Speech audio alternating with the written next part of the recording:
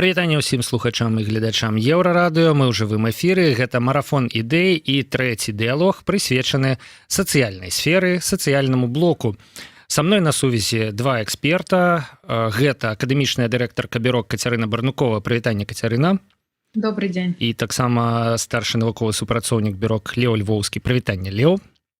Здравствуйте, Павел. І наше абмеркаванне мы сфокусуем на пенсійнай сістэме і на пенсійнай рэформе. Увогуле, як рэфармаваць пенсійную сістэму і не аблажацца, такую размову, такі загаловак мы далі гэтай размове. Вось што я хацеў сказаць. Мне здаецца, што пра пенсію вельмі не шмат людзей думае, пакуль гэтая пенсія не прыйдзе. Ну, ці прынамсі, пакуль не прыйдуць там нейкія 45, 50, 55 гадоў, калі уже прыцісне, да, уже вот хутка. Не за гарызонтам недзе, а хутка, блізка. Ці маю рацыю? Ці ўсё ж такі вось беларусы гэта людзі, якія пачынаюць думаць пра пенсію яшчэ ў маладосці? Ну, ці ёсць нейкія аб'ектыўныя дадзеныя, ці можна адказаць на гэтае пытанне? Ну, объективные данные у нас есть. Вот, может быть, Катерина приведет числа из опроса исследовательского центра ИПМ. Но, в общем, можно сказать, что действительно белорусы немного думают о пенсии.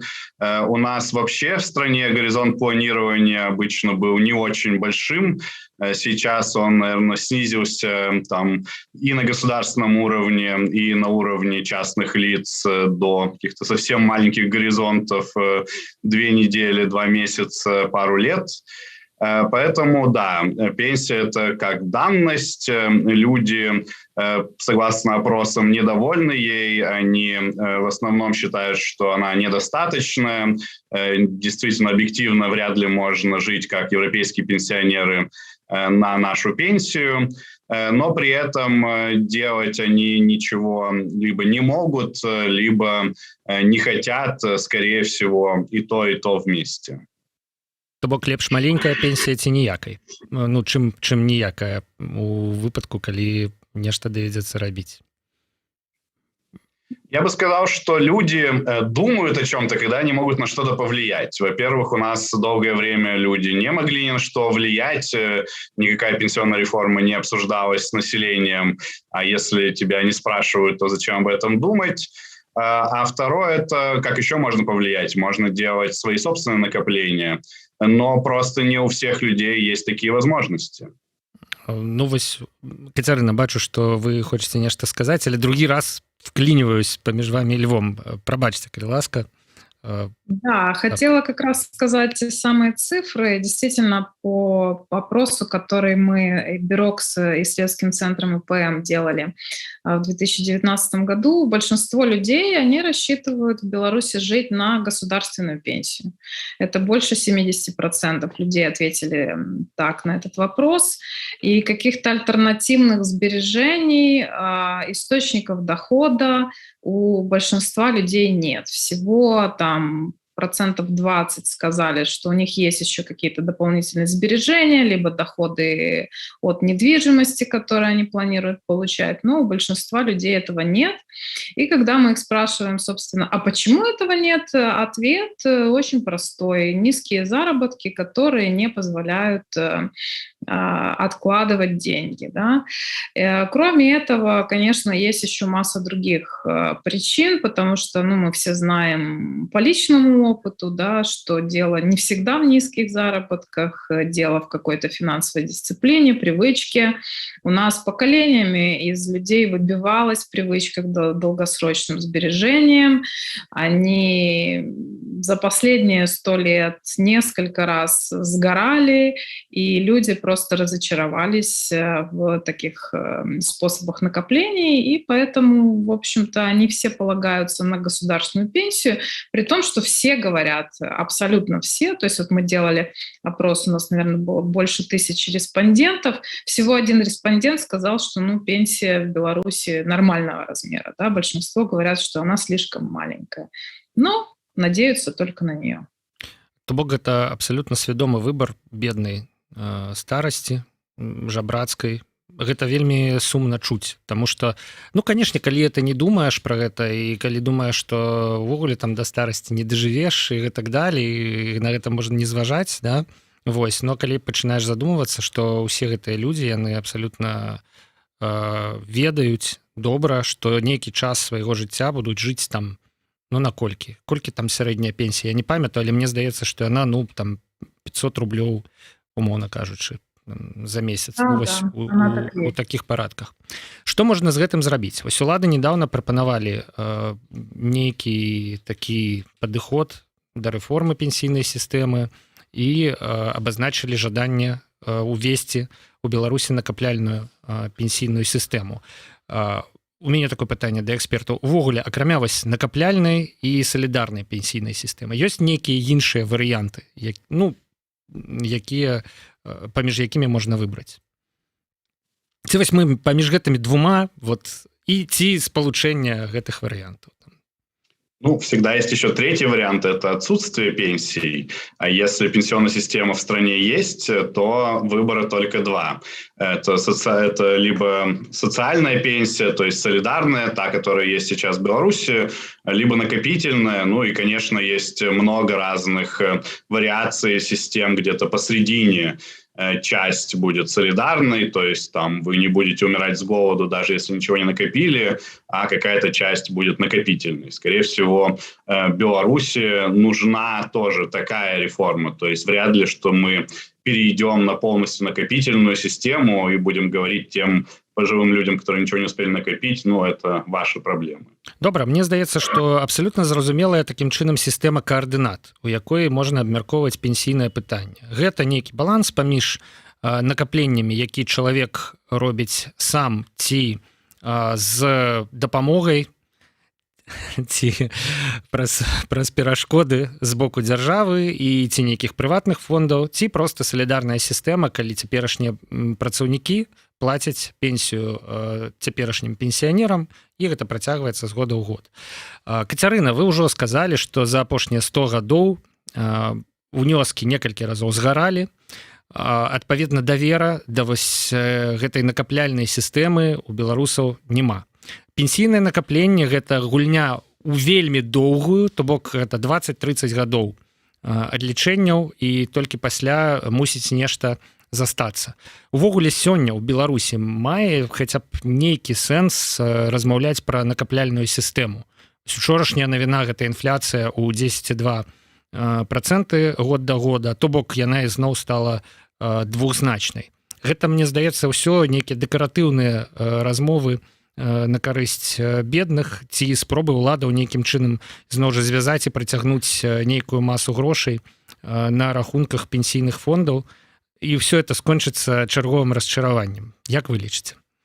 Ну, смотрите, с одной стороны, конечно, было бы гораздо проще говорить о накопительной системе, если бы мы жили в стране, где была бы макроэкономическая стабильность, где инфляция была бы ниже 5% в достаточно долгом периоде, и где были бы развитые фондовые рынки, например.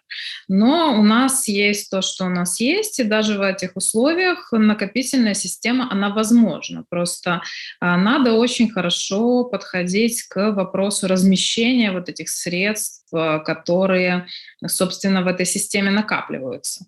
Потому что можно же хранить их и вкладывать не только в белорусских рублях. Это раз, да, то есть и как раз хорошо бы часть этих средств вкладывать в международные активы, которые избавили бы нас от так называемого странового риска, от ситуации, когда кризис внутри страны, да, он одновременно и обрушит акции белорусских предприятий, условно говоря, в которые будут вложены средства пенсионного фонда, и лишит пенсионеров других источников существования, потому что работу будет сложно найти. Вот. Поэтому в большинстве небольших стран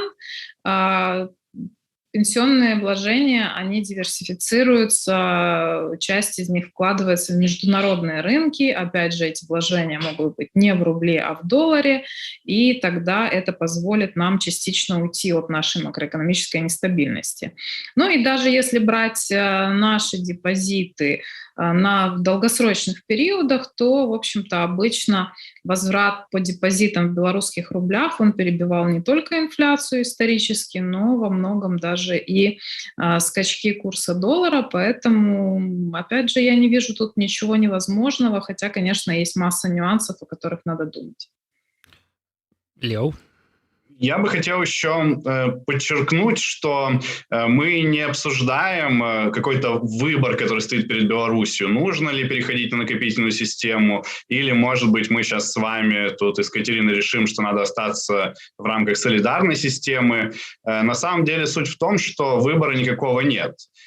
Та солидарная система, которая есть сейчас в Беларуси, это система, заложенная в 20 веке, еще в Советском Союзе, и она работает фактически по схеме, так можно сказать, финансовой пирамиды. Она хорошо работает, когда вы постоянно можете приводить в систему больше людей, чем из нее выходит или чем уже есть, то есть когда сильно растет население, когда в каждом этапе на каждого пожилого человека у нас есть 2 молодых работающих. Сейчас у нас демография уже не та, не только у нас, во всех разных странах рождаемость невысокая, население стареет, а значит, что на каждого пожилого в следующем периоде будет приходиться меньше молодых, и у них надо будет забирать большую часть зарплаты. Мы уже сейчас треть зарплаты отдаем на пенсию. Ну, будет, значит, надо либо еще отодвигать пенсионный возраст, либо еще большую долю зарплаты отдавать на пенсионную систему. Так мы никуда, ни в какое хорошее место не придем. Скатимся в то, что вся экономика будет работать только на солидарную систему. Поэтому, как я сказал, выбора нет. Мы должны переходить на какой-то накопительный элемент, на какую-то смешанную систему. Весь выбор есть только в том, когда начинать эту реформу, сейчас или когда у нас будет правительство, которому люди смогут в большей степени доверять. Потому что вы абсолютно правильно сказали, что пенсионная реформа – это такой вопрос доверия на десятки лет. И второй вопрос – это в какой степени мы хотим иметь накопительную систему, там, более накопительную, менее солидарную, или более солидарную, менее накопительную. Но на какой-то накопительный элемент нам надо будет переходить обязательно. Цікава, што Кацярына дала адказ, што магчымая накапляльная сістэма ў Беларусі.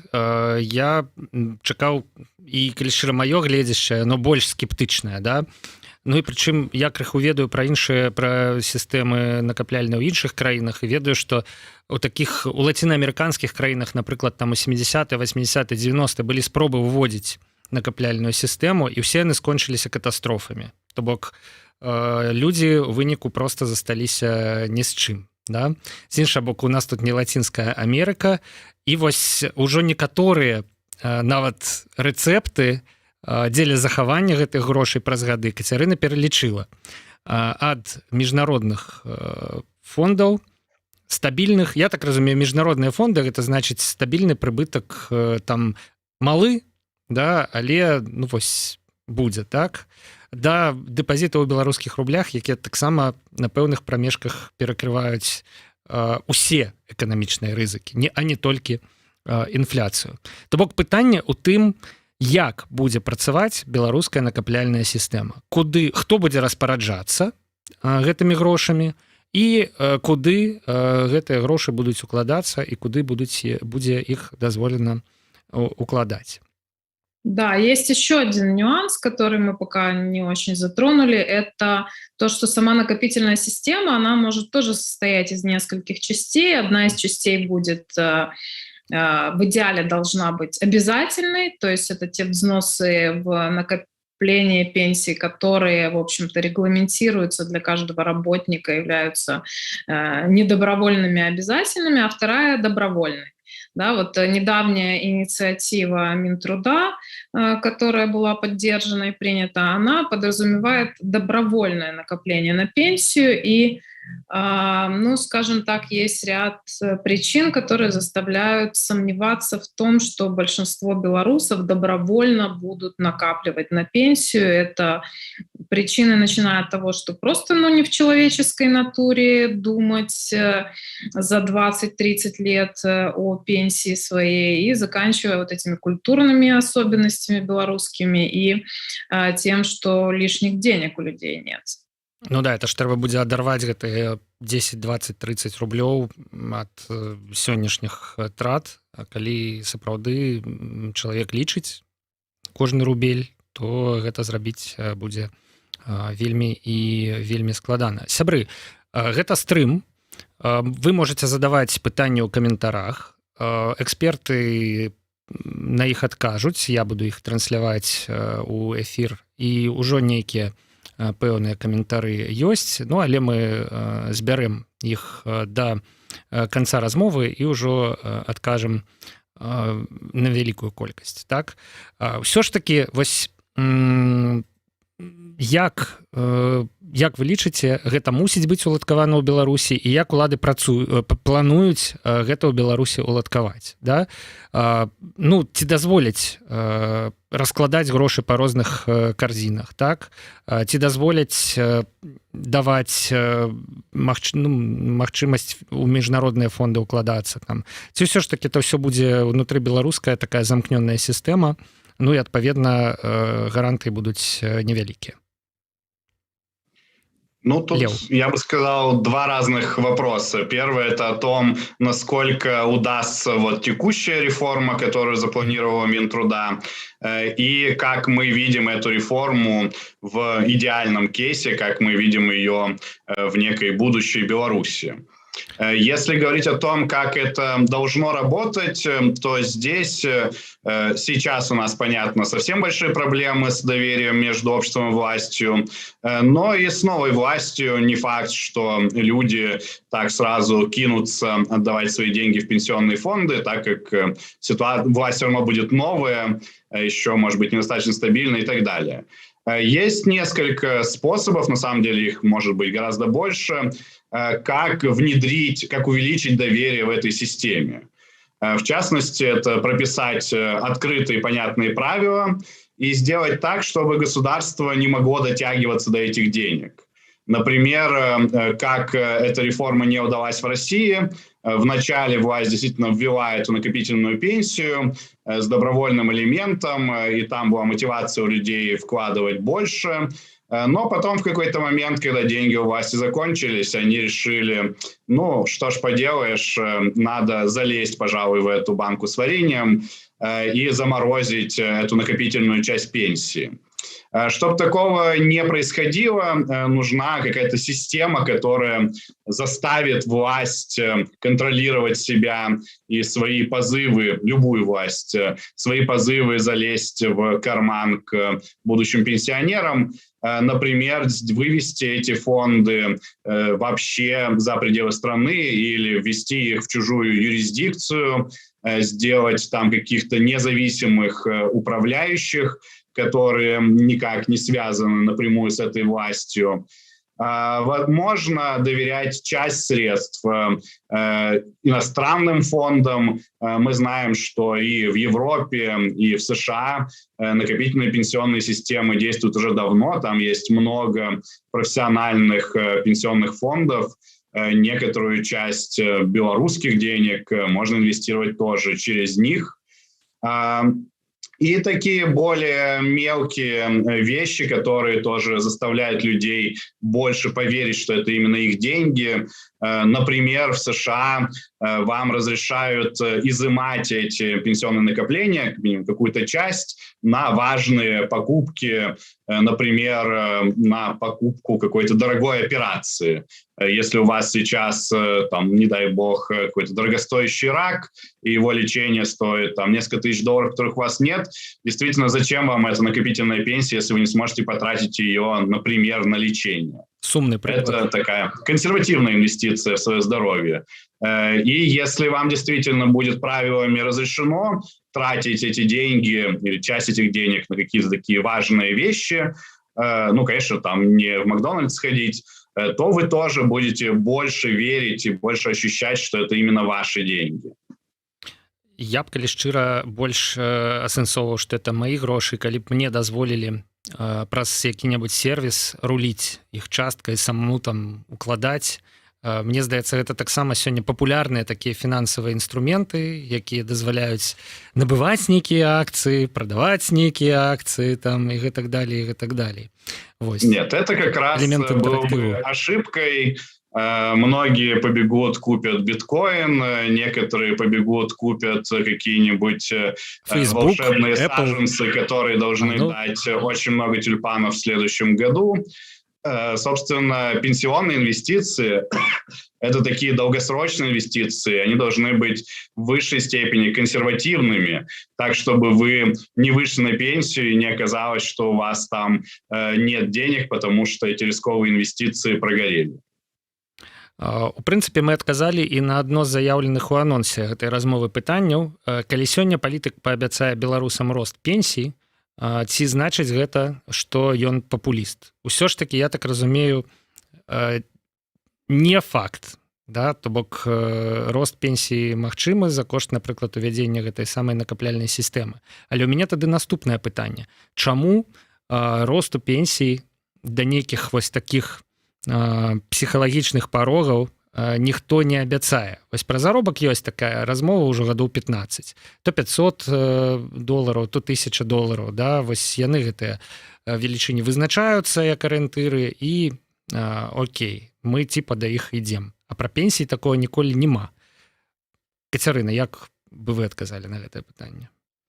На самом деле это сложный вопрос, потому что он действительно не вписывается в такое общее видение популистской политики, да, которая вроде как должна бы была как раз обещать более высокие пенсии, ставить их как цель себе, с одной стороны. С другой стороны, у нас есть негласная такая цель, что пенсии должны быть около 40% средних зарплат, да, и получается, что какая-то привязка к средним зарплатам есть, хотя она не всегда работает жестко.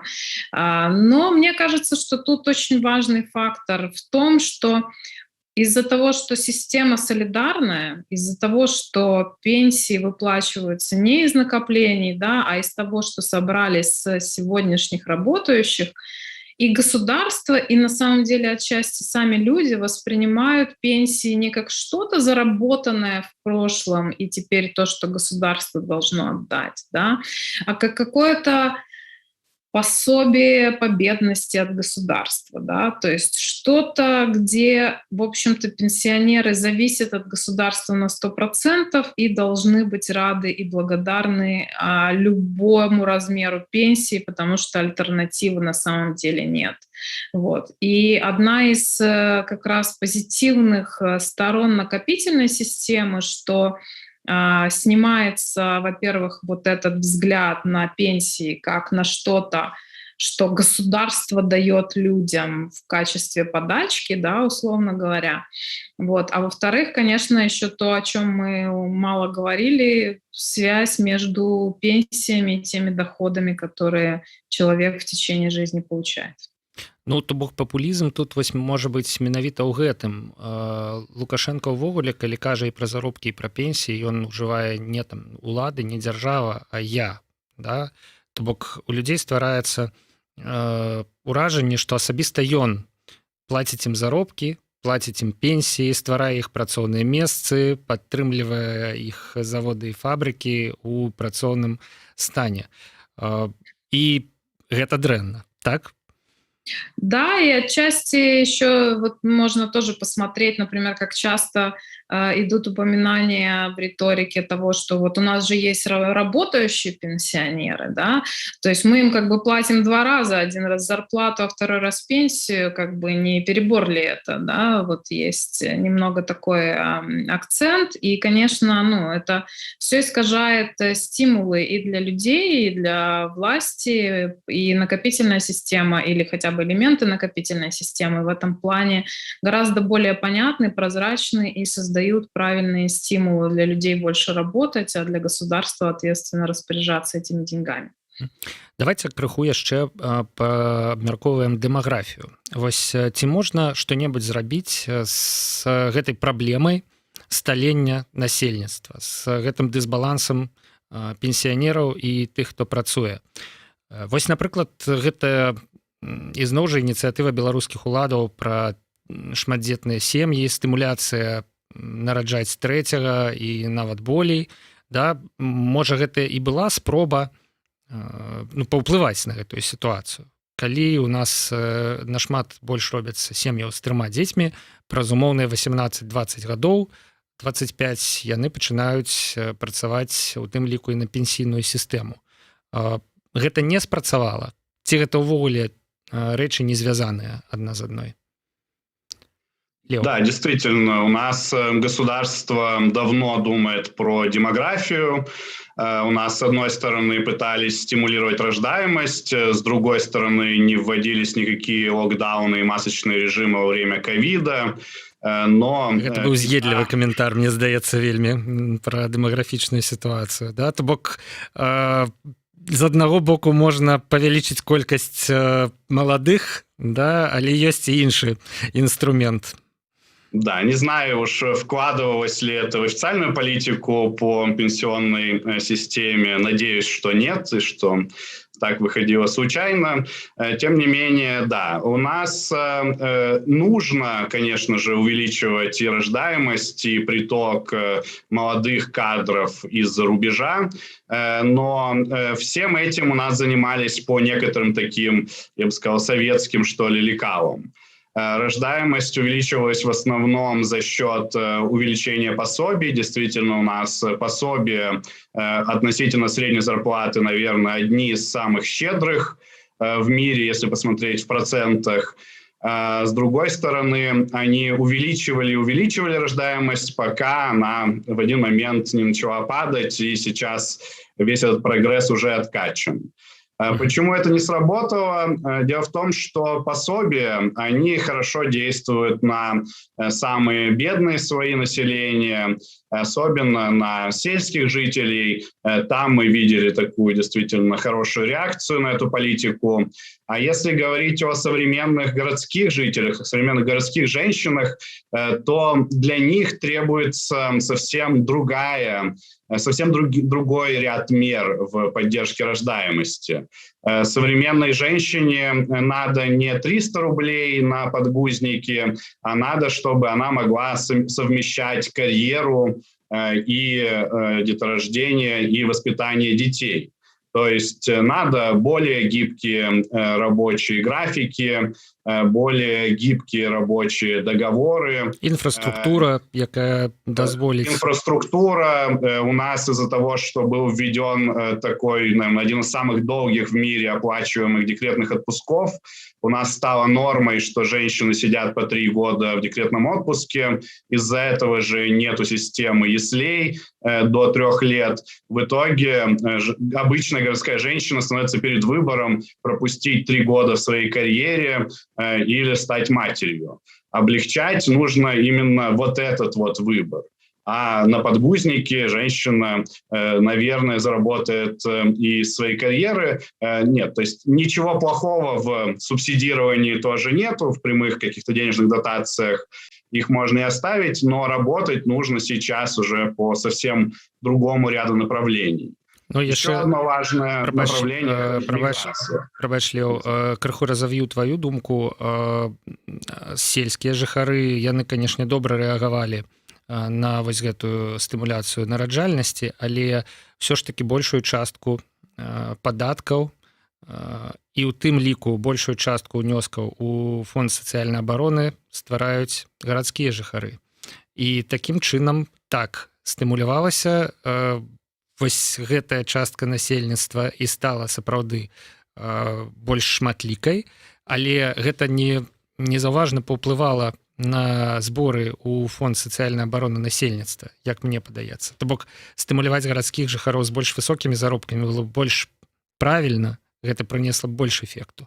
Але не, были иншие. Дело даже не в этом, у нас просто на селе живет очень маленький процент населения. около 15%. Поэтому даже если рождаемость там увеличится в 2 раза, это не сильно увеличит общую рождаемость в Беларуси. Ну і прабач, я перабіў, але просто хацелася дадаць вось да тых твоих разважанняў.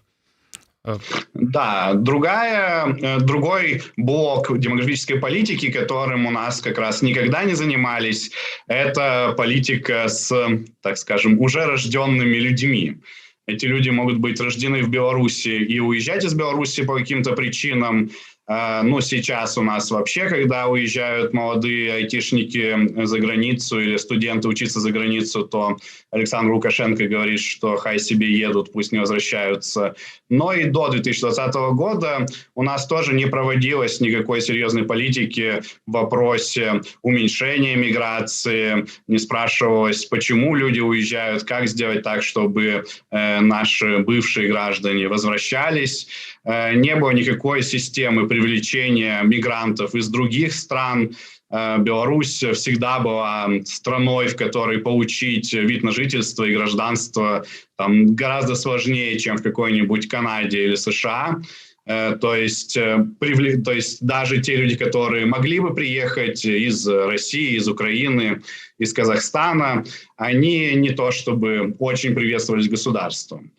Привлечение мигрантов, как мы видим, например, на польском, на канадском опыте, это тоже очень важная вещь в демографической политике. Иногда мигранты, если говорить с точки зрения экономической выгоды, они даже выгоднее, чем увеличение собственной рождаемости. Ну, мне здаецца, што ў нас міграцыйны прырост быў станоўчы увесь час. Гэта, можа, апошнім часам нешта змянілася, але вось я хацеў задаць гэтае пытанне. 2020 год і беларуская пенсійная сістэма. Як ён змяніў увогуле расклад сіл?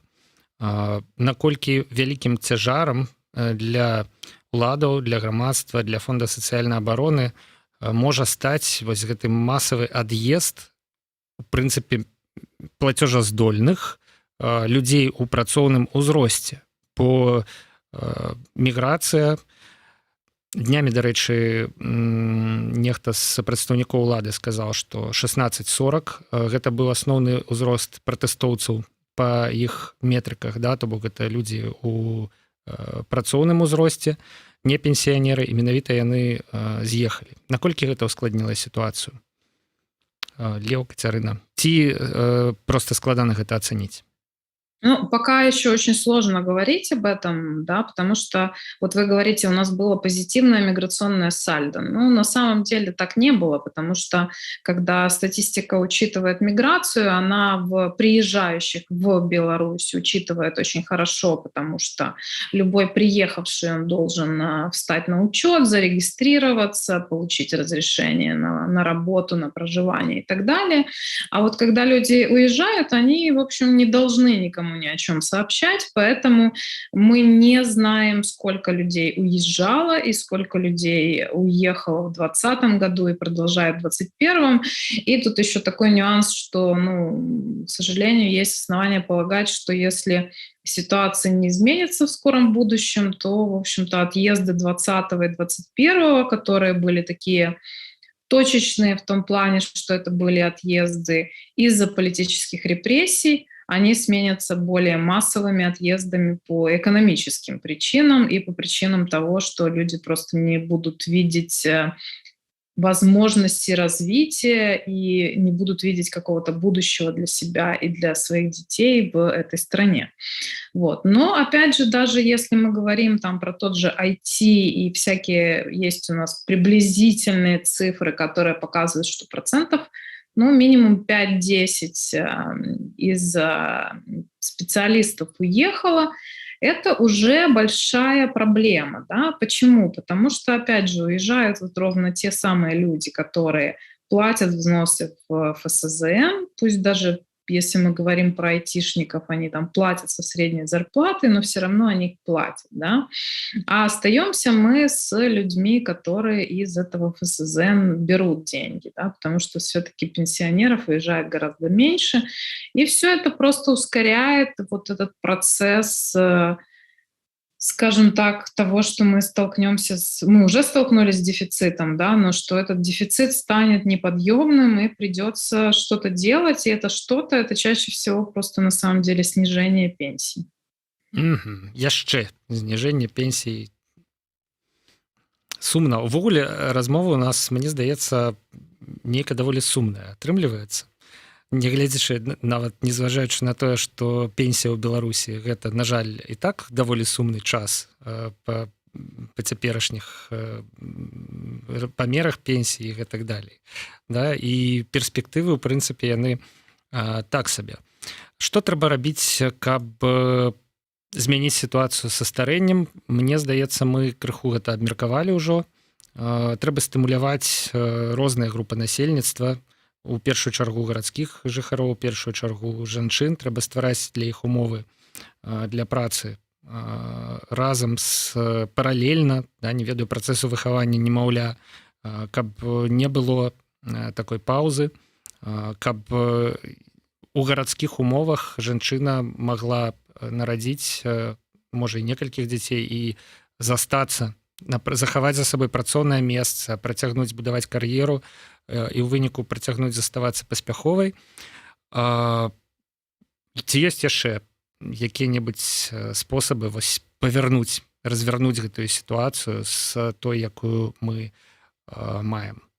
Да, ну вот смотрите, мы говорили, например, про поддержку многодетных, я просто вернусь на секунду. И проблема в том, что да, поддержка многодетных, она, может быть, кого-то и стимулирует, и вроде как у нас действительно, там, например, когда ввели семейный капитал, выросла доля семей с 3 детьми, но эта доля все еще очень маленькая. У нас сегодня проблема убедить семьи, что нужен второй ребенок. Да?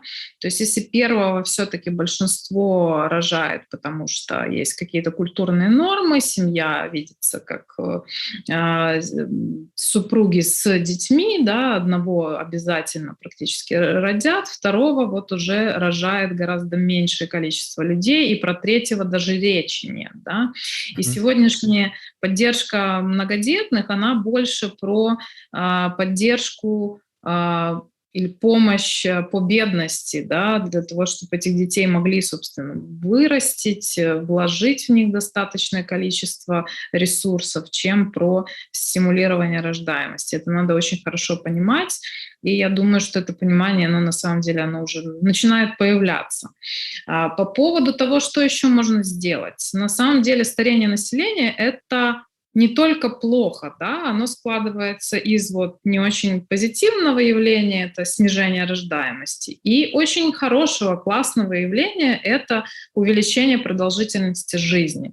И вот у нас это увеличение продолжительности жизни, оно действительно происходит, но, скажем так, есть вопросы и проблемы. Да? Например, у нас разница в ожидаемой продолжительности жизни между мужчинами и женщинами около 10 лет. Это очень большая разница. Да, женщины везде в среднем живут дольше, года на 3, 4, 5, но не на 10. Да? И вот, собственно, просто даже разобравшись, почему многие мужчины умирают в таком раннем возрасте, многие из них не дожив до пенсионного возраста, да, и попытавшись какие-то факторы устранить, мне кажется, тут мы могли бы открыть для себя большой демографический ресурс.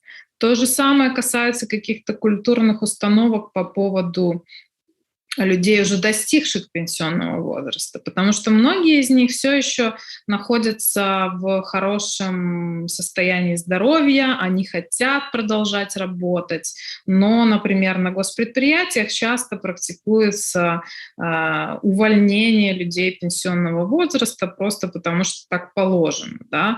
И это укрепляет вот этот культурный стереотип, что достиг пенсионного возраста, вышел на пенсию. Вот это можно и нужно менять не только путем повышения пенсионного возраста, хотя это какая-то неизбежная вещь, и, наверное, придется и дальше пенсионный возраст повышать.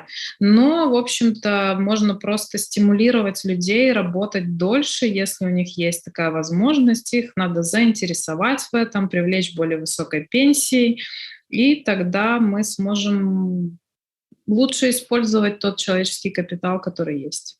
Просто калі далей павышаць пенсійны ўзрост, то сапраўды пенсійны ўзрост мужчын ён вельмі неўзабаве ўжо перавысіць вось гэты паказчык чаканы сярэдні ўзрост мужчыны, чаканая працягласць жыцця сярэдняя мужчыны ў Беларусі, яны там рэальна ўжо ў вельмі там 63 супраць 64 з паловай, мне здаецца, вось прыкладна такі паказчык. Вось куды ўжо такім чынам падвышаць пенсійны ўзрост, але гэта пра гэта вы кажаце як пра непазбежнае.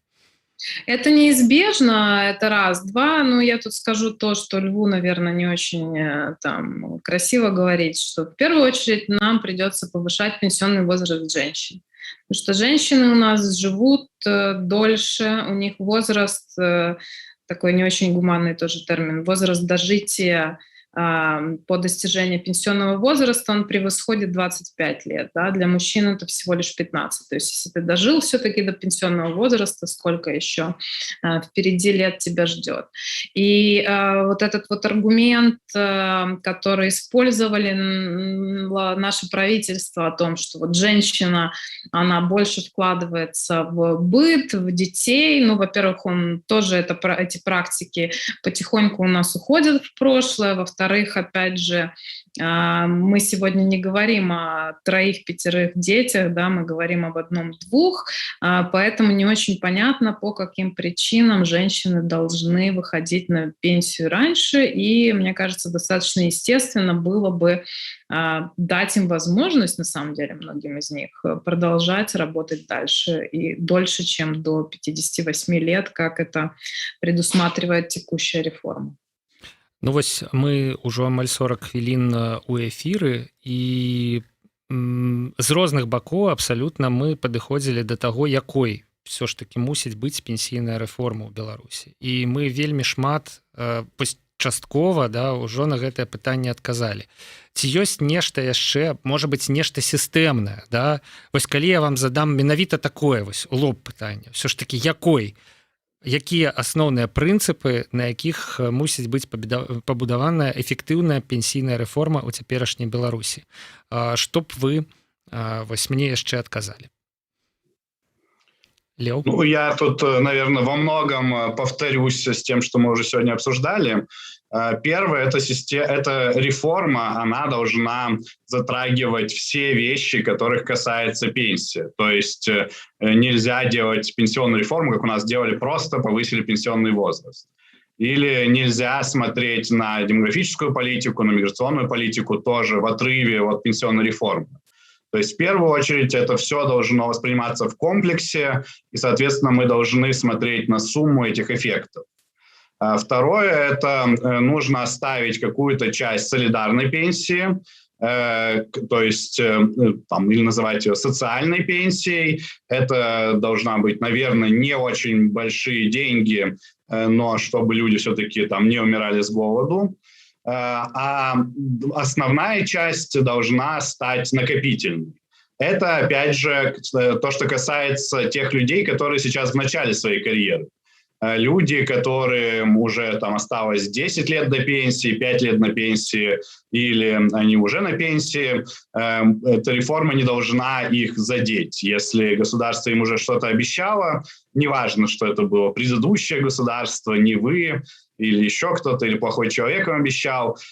Если этим людям обещали эту пенсию, значит, государство должно выплатить свои обязательства. А в плане накопительного, вероятно, надо будет еще прописать отдельный закон, что эти правила нельзя менять. Так, я извиняюсь, мне кажется, что я вылетел. Не, все есть. Я всех чую. Извиняюсь, что-то немного интернет.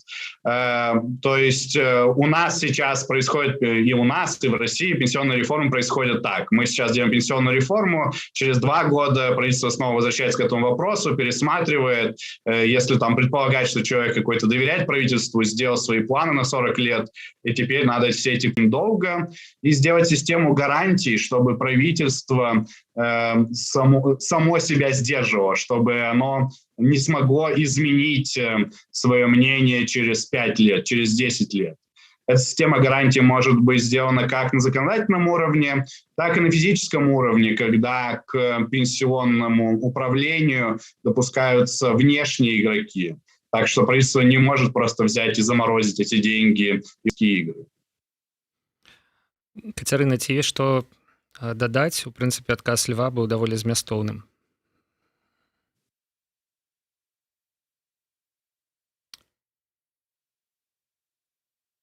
Теперь, по-моему, вылетел Павел. Так, гэта цалкам магчыма. Я хацеў запытацца, ці ёсць што дадаць, таму што адказ Льва быў, у прынцыпе, даволі падрабязным, але... Да, я бы просто очень коротко сказала бы всем, кому сегодня 20, 30, 40 лет, о том, что не ждите, когда появится то самое волшебное государство, которое описал Лев, и которое позаботится о вашем пенсионном возрасте и пенсионном доходе. Думайте о своем здоровье, о своей семье и о своих пенсионных сбережениях прямо сейчас, и тогда все точно будет хорошо, и вы не будете зависеть от того, какие решения принимают или не принимают государственные деятели. Супер, гэта была абсалютна выдатная выснова з нашай размовы, але ў нас яшчэ засталіся пытанні. Давайте зробім невялікі бліц на заканчэнне. Шаноўныя эксперты, як асабіста вы бачыце сваю пенсію? Ці пачалі вы ўжо адкладаць, інвеставаць?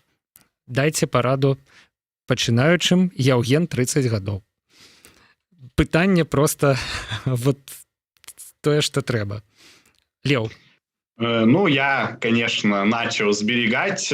Пока что я еще молодой довольно человек, поэтому я сберегаю не нацеленно именно на пенсию. Там пока что есть еще вопросы и жилплощади, и общей подушки безопасности, но и часть этих денег, конечно, пойдет на пенсию. Здесь надо оговориться, что Катерина, конечно, правильно сказала, что да, молодым людям не стоит надеяться на государство. В нынешней ситуации надо стараться полагаться на себя.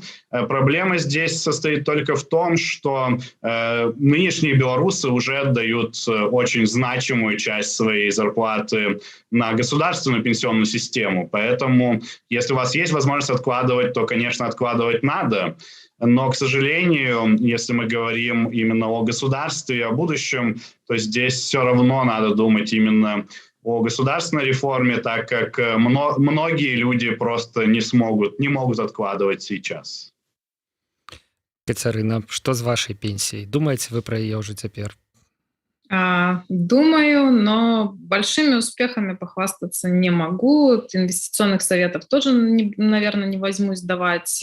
Но тут надо понимать, что на самом деле, чем больше лет вам до пенсии остается, тем более такие агрессивные или рискованные вложения вы себе можете позволить. Да? То есть если вам до пенсии еще 10, 20, 30 лет, так можно думать и о том, чтобы вкладывать в основном деньги в акции, и, может быть, даже там какую-то часть сбережений можно вкладывать не в индексные фонды, которые диверсифицируют ваши вложения, а в какие-то акции тех направлений, которые вам кажутся перспективными, да, попробовать себя.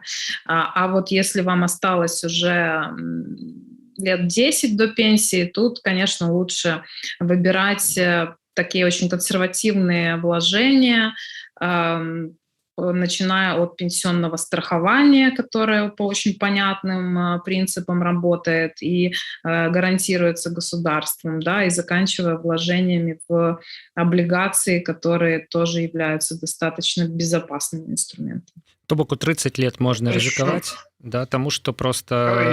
Если позволите, я добавлю еще одну мысль.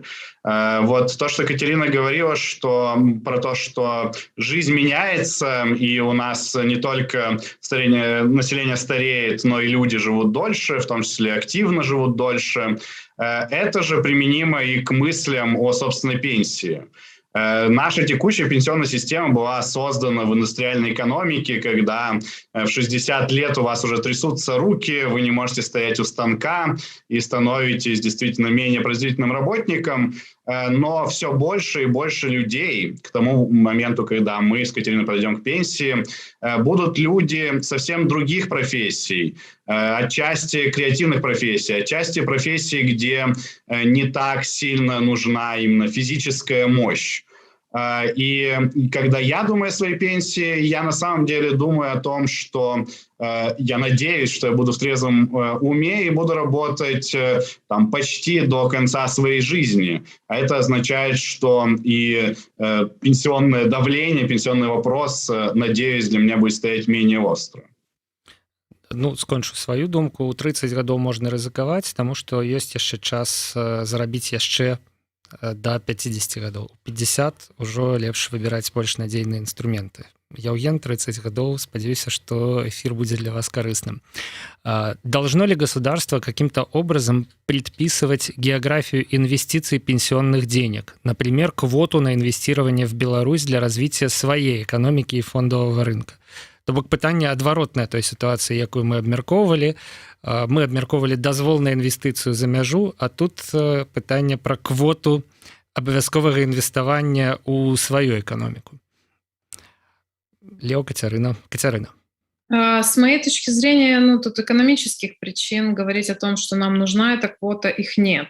Да? Но я понимаю также, что всегда будет существовать политическое давление, которое будет говорить, а что же мы это деньги, значит, собрали внутри страны и теперь направляем их не на наше развитие, а покупаем акции и облигации других стран на эти деньги. Да? И с этим, наверное, надо считаться. И, возможно, вот эта квота, она была бы таким просто компромиссом и, наоборот, ограничителем в плане того, чтобы не все деньги вложить в страну, да, а только часть. И тогда это, возможно, будет как раз и разумным выбором, потому что мне кажется, что вложения в Беларусь, они такие, с одной стороны, высокорисковые, с другой стороны, при определенных экономических реформах могут быть высокодоходными, и, в общем, какую-то часть пенсионных сбережений будет в прекрасной Беларуси будущего вполне логично держать в белорусских ценных бумагах. Откуль узять... Лео, еще есть кавалок. Да, я тут соглашусь с Катериной, то есть аргументы и за инвестиции в домашнюю экономику, и за инвестиции в иностранную экономику. Как сказала Катерина, инвестиции куда-то за рубеж, они делают всю ситуацию более безопасной. Даже если в Беларуси будет экономический кризис, то в другой стране не будет, и пенсионеры будут получать деньги и тратить в Беларуси. С другой стороны, инвестируя в Беларуси, это будет дополнительный источник таких длинных денег. Так что квота, наверное, должна быть, и причем эта квота должна быть в обе стороны. Так что вы не можете больше, чем там 25% инвестировать в Беларусь, но и не можете там меньше, чем условные 10%, но конкретные цифры – это уже предмет отдельного разговора. На частку наступного пытання адказалі, дзе ўзяць сродкі на аплату пенсіі цяперашнім пенсіянерам яшчэ 20 гадоў. У іх, на думку нашых суразмоўцаў, нічога не мусіць змяніцца, і дзяржава мусіць аддаць ім тое, што яна ім павінна. У рэшце рэшт яны ўсё сваё жыццё рабілі адлічэнні ў пенсійны фонд. А вось цікавае пытанне, адкуль узяць грошы на рэформу? Хто і адкуль можа прафінансаваць пенсійную рэформу ў Беларусі? Лео. Ну, во-первых, я скажу такую сначала затравку, что, как я и сказал в начале, у нас нет выбора. То есть эту реформу в любом случае надо проводить, а поэтому не встает вопрос, что, возможно, она будет слишком дорогой, поэтому мы откажемся от ее проведения. Мы не можем отказаться от ее проведения, потому что иначе нас ждет страна или с гигантскими налогами, или с очень нищими пенсионерами. Откуда брать деньги? Мы прикидывали пока что так на пальцах с Катериной и посчитали, что около $500 миллиарда в год должно быть более чем достаточно. Скорее всего, необходимая сумма будет меньше. Так что это деньги, которые мы вполне можем себе позволить. Особенно нужно учитывать, что сейчас ФСЗН уже дефицитный, так что Беларусь уже тратит деньги из бюджета на отсутствие реформы. Ну і два каментары, якія пакінулі нашыя слухачы, якія ў цэлым абсалютна ў духу того, про что мы сегодня размаўлялі. В стране должны исполняться законы и гарантии развития бизнеса. Это и решит в основном пенсионные проблемы. У основным, не у основным, але гэта важная умова.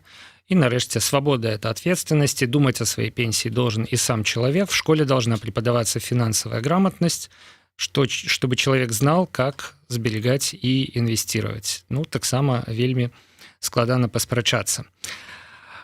Сябры, час... Мне здаецца, што мы усебакова абсалютна абмеркавалі пенсійную рэформу. Гэта вось такі сацыяльны блок марафона ідэяў, які 12 кастрычніка праводзіць Еўрарада і банк ідэяў. Сайт ideabank.vision. Так, тэлеграм-канал таксама ёсць. Там можна далучацца да абмеркавання, бо банк ідэяў гэта не... За ім стаяць эксперты, але у абмеркаванні і са сваімі ідэямі могуць прыйсці абсалютна ўсе. Вось, напрыклад, ідэі пра пенсійную рэформу ёсць нават у каментарах на YouTube пад гэтым эфірам. Пенсійная рэформа гэта вельмі важна, ад гэтага залежыць жыццё і дабрабыт 2,5 мільёнаў беларускіх пенсіянераў і пенсіянераў у бліжэйшы час. Вось хацеў сказаць, што не стане менш, але прыгадаў кавалачак невялікі нашай размовы, нашага дыалога з Львом пра каранавірус і не буду гэтага казаць. Такі прагноз все ж таки зрабіць складана. Дзякуй вялікі, Кацярына Барнукова і Лев Львоўскі, супрацоўнікі Бюрок, за гэтую размову. Спадзяюся, яна была карыснай для нашых гледачоў. Спадзяюся, што тыя, хто яе глядзеў, прынамсі задумаюцца пра тое, што будзе праз 5, 10, 15 гадоў у залежнасці ад іх узроста, пра тое, як яны будуць жыць, а не выжываць на пенсіі. Да пабачэння, Лева, Кацярына. Дякую, до побачення. Спасибо, Павел, и спасибо радиослушателям. Павел Свердлоў працаваў пры мікрафоне з боку Еўрарадыё у гэтым стрыме. Пачуемся.